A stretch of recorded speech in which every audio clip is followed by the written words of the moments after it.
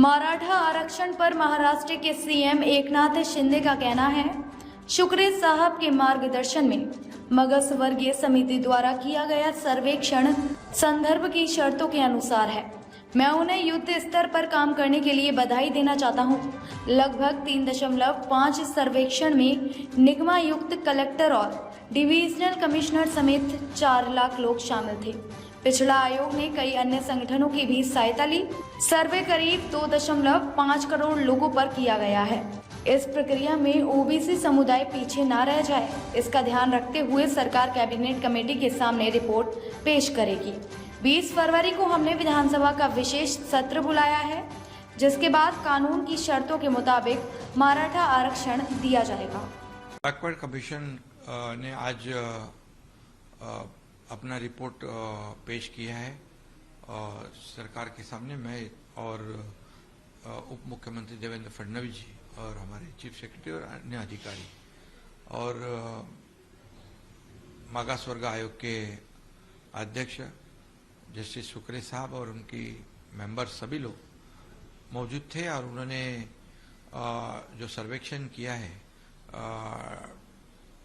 Terms of reference के मुताबिक वो आज उन्होंने पेश किया है, सरकार को सादर किया है और निश्चित रूप से मैं उनको धन्यवाद देना चाहता हूँ, उनका अभिनंदन करना चाहता हूँ कि वॉर फुटिंग पे उन्होंने काम किया। लगभग 3.5 से 4 लाख लोग कॉरपोरेशन, जिला कलेक्टर, डिविजनल कमिश्नर के सभी लोग इसमें काम कर रहे थे। बैकवर्ड कमीशन ने अन्य कई संस्थाओं का भी सहयोग लिया था और इसलिए काफ़ी 2-2.25 करोड़ लोगों की सर्वे किया है, उनके परिवार का, ताकि इसमें जो पिछले समय जो सुप्रीम कोर्ट ने डिसीजन दिया था उसमें कुछ खामियां या त्रुटियां था, उसे ध्यान में रखकर मेरे ख्याल से ये आयोग ने मेंबर जो लोग हैं और पूरी टीम ने उसका सर्वेक्षण किया होगा और इससे निश्चित रूप से मराठा समाज को आरक्षण मिल सकता है, ऐसा हमें विश्वास है।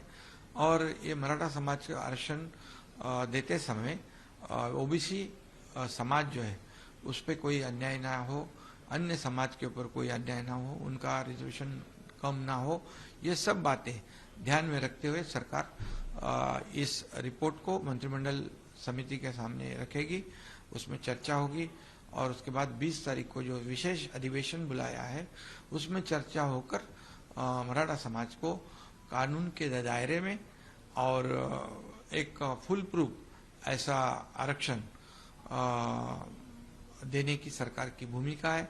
और मुझे विश्वास है कि इतने बड़े पैमाने पर सर्वेक्षण पहली बार हुआ है और निश्चित रूप से यह फलदायी होगा, ऐसा मेरा विश्वास है।